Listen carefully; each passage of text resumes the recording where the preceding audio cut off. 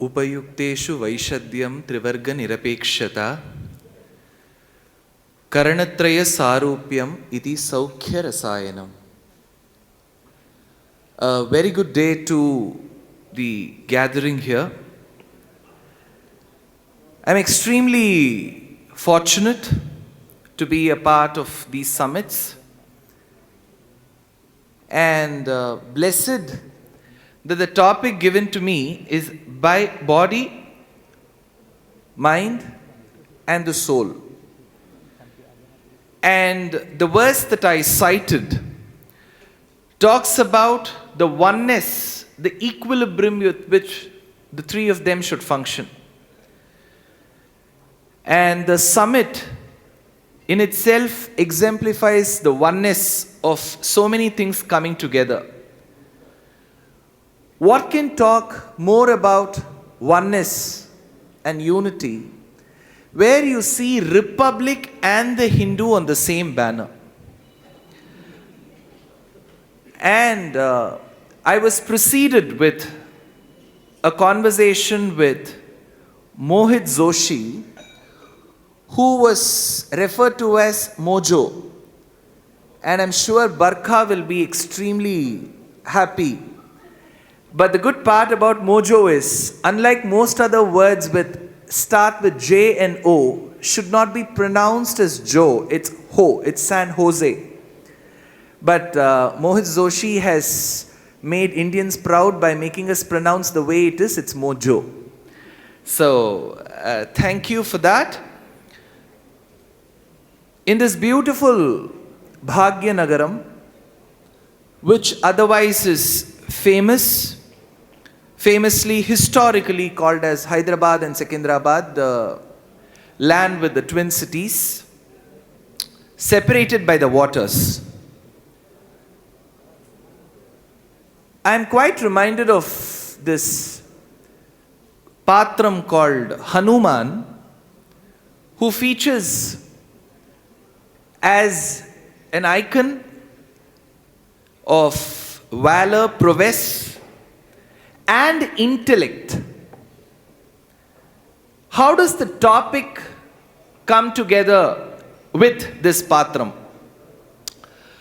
Hanuman is referred to as Vanara. Apparently, most of us have this habit of translating every word and calling Vanara as a monkey.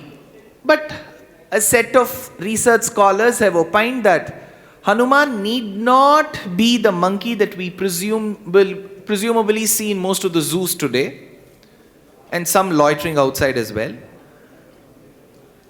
So it could be referring to a species which is not found now, which were very close to humans, so they were referred to as Vanara. In whichever case, he was too qualified to be a Vanara. He was called the Navavyakarana Pandita, a person who was adept in the 9 forms of grammar. He is given a task.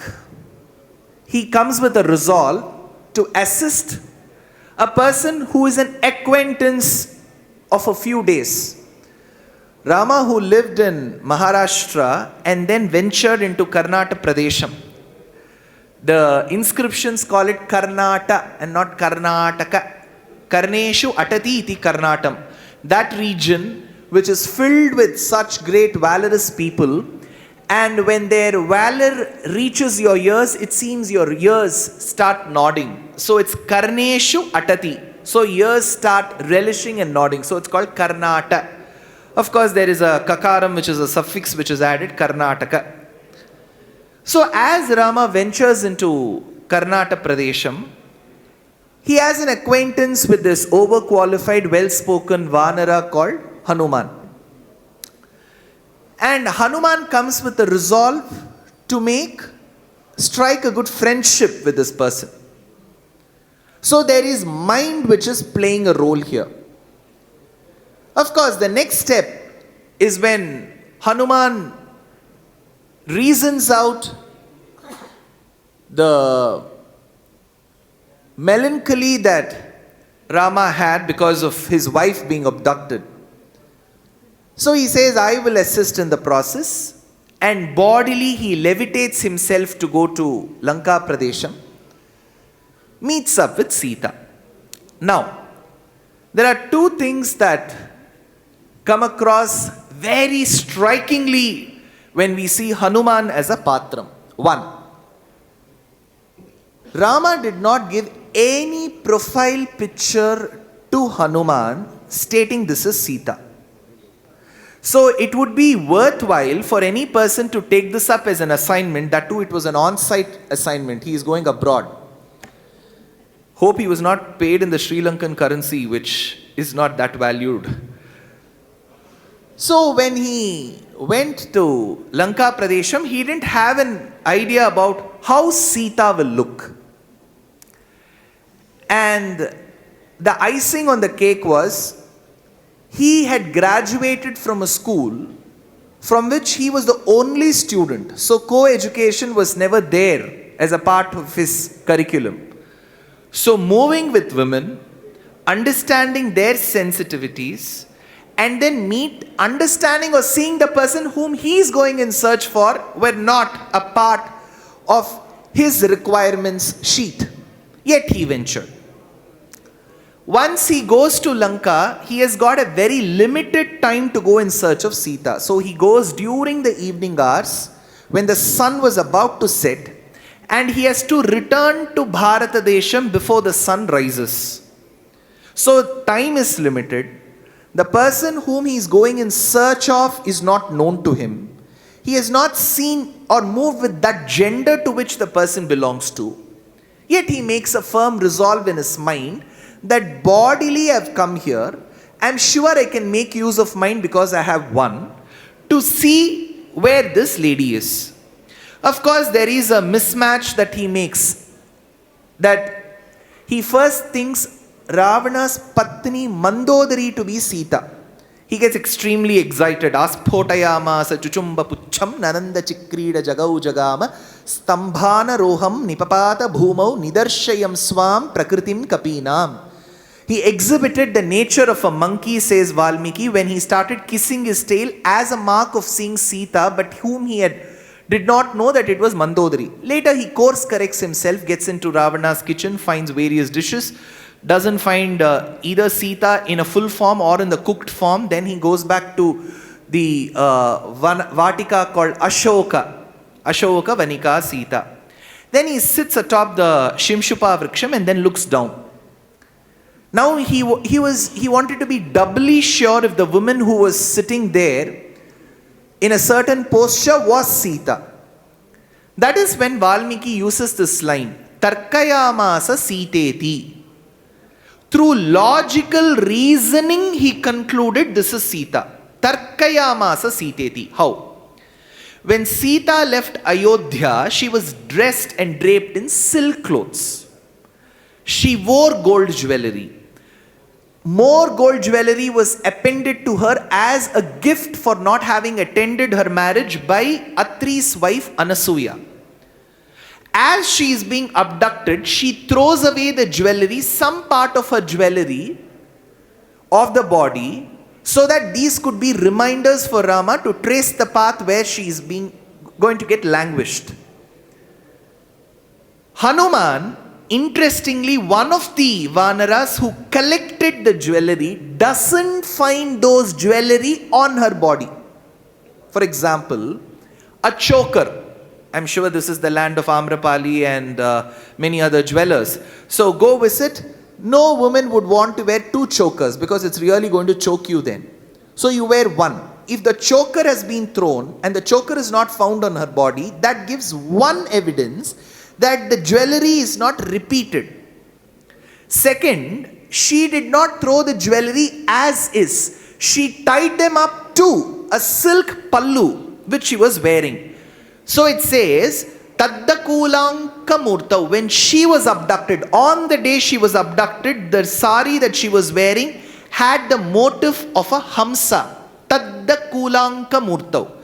So when it was torn and thrown, the same Hamsa motif was found on her body.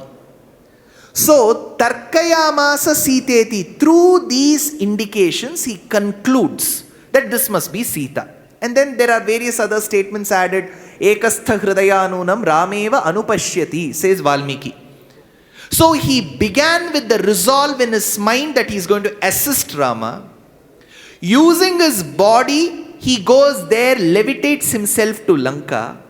To conclude this is Sita, he sandwiches again with the mind that is applied.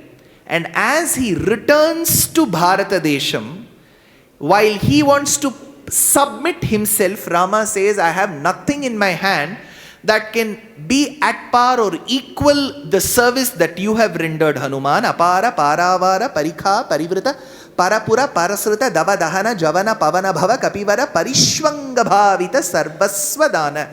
Parishvanga bhavita, I will give myself to you. So this is the soul connection that they establish. So one patram called Hanuman beautifully brings the equilibrium that the mind, the body, and the soul could be put into a beautiful stakeholder triangle that we all call in our Kotla books. Getting back to the topic again. It says mind, body, and soul. I'm okay with mind. I'm okay with the word body. But somehow the word soul doesn't fit the civilizational ethos of this land. In the urge and in the pretext to sound as English as possible, we have attempted to translate every possible word from the civilization into English. And certain words neither make sense nor do they establish, they connect. One such word is soul. Atma, if the word is Atma in our mind and we wish to translate it for the legibility and the understandability of our audience into the word soul, we are making a huge mistake. It's horrendous to say the least. Atma is in soul. I don't know what soul is, but I know for sure that Atma is in soul. What does the word Atma mean? Apnoti iti Atma. That which attains what it wishes to attain is Atma. Paulo Coelho says in The Alchemist, if you aspire to achieve something, the world will try to cooperate with you to achieve that. That concept is what Atma stands for. Brahmavit apnoti param. That which attains what it wishes to attain is Atma. If the Atma desires to be at the feet of Paramatma, it will get, because it resolves to do that. I am not sure if the word soul does justice to this meaning. That is why, interestingly, in Sanatana Dharma, in the parents, if the father has always wanted to achieve something high in his life, and he is not able to achieve it himself because of various constraints, he tries achieving it through his daughter or son. That is why in the civilization that this land has given, the child is referred to as Atmajam. When we refer to Vyasa, we say Vyasam Vasishtha Naptaram Shaktef Pautram Parasharatmajam. Instead of calling him as the son of Parashara, they say that his soul, his Atma, has given rise to another. So Atma is something beyond the word soul, but the topic suggests body, mind, soul. So with the little democratic right that has been bestowed upon me by my constitution, I take with all humility and modesty, I would like to convert the topic as body, mind, and the Atma. That said, when we talk about the mind and the body, how do they come together to give rise to knowledge? In Sanatana Dharma, we believe in two forms of knowledge. One is that knowledge which is embodied in the Atma. It is called Dharmik Jnanam. The second is the attributive knowledge, which is called Dharma Bhuta Jnanam. For example, the Dharmik Jnanam that is seasoned in the Atma does only one job. it just keeps telling the word I. I. I. Why? Because that shows the existence of Atma. That is why most of the Vedantic speakers have this one example to give. After having a very, very deep sleep in the night, the person who isn't even had the opportunity to dream anything about, he or she wakes up in the morning at about 6 a.m. and somebody asks, "Oh, how did you sleep?" The person doesn't say, "Well." He makes it a complete sentence. He says, "I slept well." The pertinent question, the follow-up question which most Vedantins ask is, if you have slept well, how did you know that the I in you slept well? The I in you slept well. So, while his body slept, the I did not sleep. That is why he says that I slept well, which means I didn't sleep well. Slept well is the body. So this functioning of the Atma that keeps telling I or the I-ness is dharmic jnanam. The second knowledge is dharma bhuta jnanam, which is attributive knowledge. That gets ignited only when one of the senses of the body comes in contact with an object. Well, I am 2 years of age, my grandfather takes me along and says, "This is light." Immediately my eye captures the picture of the light and sends it to my brain, and that gets stored like the pensieve of the Harry Potter. So it gets stored in my brain that these are the features of the light.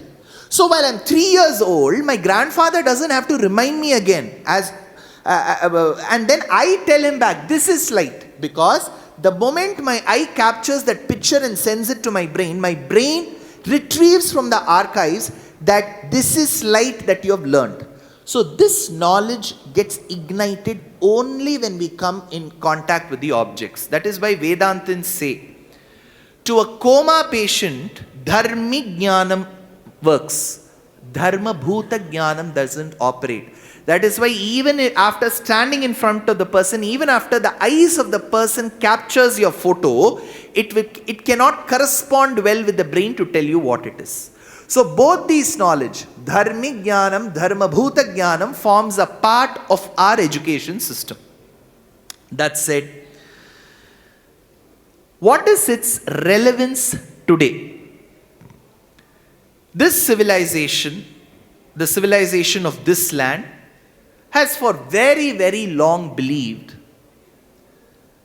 that three things have to come together for any activity to fructify or succeed. One is what you think. Second is what you do through your body. And third, whether you have a connection and a resolve in your mind. Karanatraya sarupyam iti saukhya rasayanam. Karanatraya sarupyam.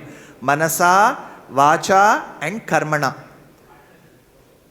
I'm sure I may have given this example elsewhere. When we enter the flight, I'm going to fly, so I enter the flight. The air hostess there welcomes me with a namaste. Honestly tell me, she opens her mouth and she says namaskaram or namaste. She puts her palms together as a symbol, as a sign of namaste. Because this mudra is called Anjali. I think it was Amalaji who was there in the morning. In one of her movies she says, Oru eli, rendali, moonali, nalali, Anjali. So, Anjali, Anjalim Paramamudra Kshipram Devav Prasadini. So this mudra is called Anjali. You know why this is called Anjali? Because Jalayati iti Anjali is the etymology. When I stand in front of a person and I plead in front of him, "Sir, please." It seems, looking at this mudra of my palms coming together, the person standing opposite me will be so moved that tears will start rolling down his or her cheeks. Because this mudra brings tears to the opposite person, it is called Jalayati iti Anjali. So when I put my palms together, who teaches Anjali Mudra now? WhatsApp. You know, in the last 4 years, emoticons have played a big role in our messaging. So the moment you type thanks, immediately you will have this mudra coming. Everybody across the world, we have become patrons of this Vedic civilization. So Anjali, this is the mudra for namaskaram. So how do you say it? With your mouth you say namaskaram. How do you do it through your body? This. So I said 3 things have to come together. Your mind, your mouth, what you speak, and your body. Manasa, Vacha, Karmana. So when I enter the flight, the air hostess says namaskaram. But imagine, I'm not sure if she means it from her mind. She may be wondering, she may be praying to her stars that this person doesn't keep pressing the button. Bring me this and bring me that. So probably she is trying to put this as a gesture saying, please don't. So we don't know. So she has said namaskaram from her mouth. She has put it through her body, but the resolve is there or not, we don't know.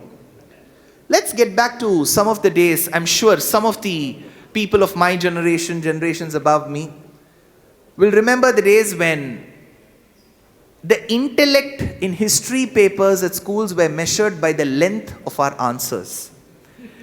And I would be flabbergasted when one of my friends in the first half an hour would say, additional sheet, ma'am. Arre baba, main sheet mein likhne ke liye kuch nahi hai. And then our art of converting active to passive, passive to active. Aurangzeb imprisoned his father. His father was imprisoned by Aurangzeb. So because you have to fill 1,000 words to get 10 marks for that. So, that said, I remember my grandmother telling me, just don't read. Study for the sake of studying. Do it with that full involvement. Aurangzeb imprisoned his father. Read that with that full emotion. So that was what my grandmother used to say. So what she meant was, do not read it vacha alone. There should be manasa. So all 3 things come together, that activity flourishes. So the shlokam says, Upayukteshu Vaishadyam Trivarga Nirapekshata Karanatraya Sarupyam Iti Saukhya Rasayanam. The poet says, I will give you a panacea, a concoction for a good living. Saukhya Rasayanam, when all 3 of them come together. Next, we have the concept. Now we have spoken a bit about the mind. Next comes to the body. People who generally speak, they say, sir, Sanatana Dharma is so interesting. Now I've taken the Gita and I've started reading. If you start with the Gita, it will become a disaster. Because Bhagavad Gita is the essence of the Upanishads. That is why there is a shlokam called Itihasa Puranabhyam Vedam Samupa Brahmayet Bibheti Alpashrutat Vedat Mamayam Pracharishyati. Without reading the Itihasas and the Puranas, if you go directly to the Vedic scriptures fear that this person will end up misinterpreting me. So Bhagavad Gita is the essence of our scriptures, of our Shastras. But that is like a postdoctoral fellowship. What comes as an elementary, middle school and high school education is the Itihasas and the Puranas.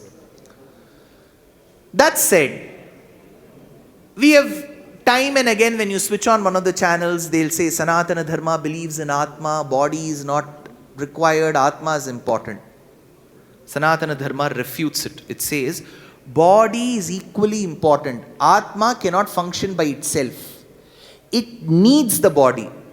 That is why in Varaha Puranam you've got the shloka, Sthite manasi susvasthe sharire satiyo naraha dhatu samye sthite smarta vishwarupam cha mam ajam tatastham riyamanam tu kashtha pashana sannibham aham smarami madbhaktam nayami paramam gatim.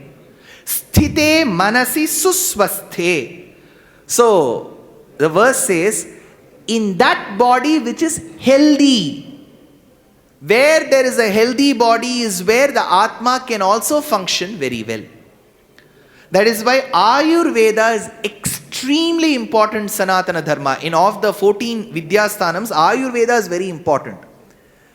And the way allopathy views and Ayurveda views the body is slightly different. I wouldn't get into which is right, which is wrong, which is better, which is not so better. In Ayurveda, we believe that the 5 elements, Akashad, Vayuhu, Vayor, Agnihi, Agner, Apaha, Adbhyav, Prithvi, the 5 elements, those elements get into combination and give rise to 3 doshas called Kapham, Vatam and Pittam. So technically an Ayurvedic person would always give those kind of medicines meant for the right time. So body is equally important. And finally, much could be spoken about the body and the mind. And third, the most important of all, Atma. But remember, Krishna, while he concludes Bhagavad Gita, he says, Atma can neither be crushed, burnt, melted, or destroyed. Avikaraya Shuddhaya Nityaya. It remains eternal. Nityo Nityanam Chetanas Chetananam Eko Bahunam Sa Vidadhati Kaman. It remains the way it is. But that Atma needs to exit this material body. And the only way it can exit this material body is when the material body functions in tandem with the mind. Else it will keep being born again and again and again. Punarapi jananam, punarapi maranam, punarapi janani, jathare shayanam. Like how we take a SIM card from the previous cell and shift it to a new cell, the contacts are all carried from this SIM card to the other. Similarly, philosophy says the vasanas are carried. That is why surprisingly you find many 2-year-old kids recognizing ragas very fast. 3-year-old kids which can do maths very fast, because there will be some amount of carryover of vasanas from the previous janma. But the best way is for the Atma to exit the body, and for that the body has to function in tandem with the mind. Like how in biology we speak about homeostasis, it is very important that the body, mind and the Atma come together. I have had the audacity to convert the topic itself from the word soul to Atma. I hope I'll be forgiven and will be redeemed and will get emancipation for this change. Thank you so much. The time given to me was half an hour. They rang the bell at the 28th minute. So I thought I should be dutifully correct respecting the numbers and the maths. So now comes the conclusion with the 30 minutes.